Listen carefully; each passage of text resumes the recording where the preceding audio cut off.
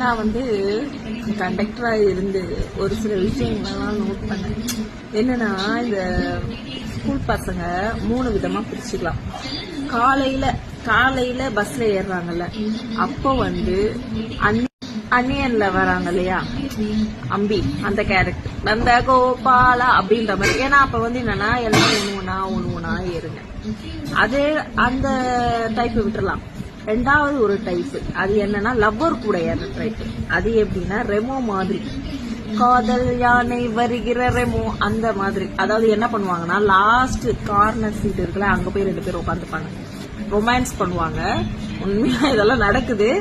அதுக்கப்புறம் இன்னொன்னு சீனு, இதுதான் வந்து முக்கியமான சீனு, ஈவினிங் சீனு, 3:30 இருந்து 4:30 நடக்கிற சீனு. அது என்ன சீனு அப்படின்னு பாத்தீங்கன்னா, அன்னியன் படத்துல வர அன்னியனுடைய கேரக்டர், அந்த முடியெல்லாம் முன்னாடி விட்டுக்கிட்டு ஒரு சீன் ஒண்ணு வருமே, 5 பேரு அப்படின்ற மாதிரி.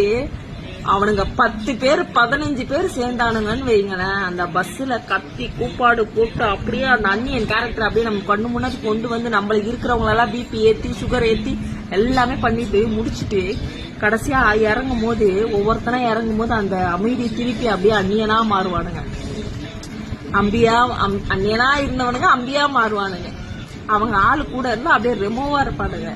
இதை நான் டெய்லி பாத்துக்கிட்டு இருக்கேன். ஆனா எனக்கு இது வந்து எப்படி சொல்றதுன்னா, நான் கண்டக்டரா இருக்கும் போதுதான் இதோடைய ஒவ்வொரு கண்டக்டருடைய பெயின் என்ன அப்படிங்கறது எனக்கு இப்பதான் புரியுது.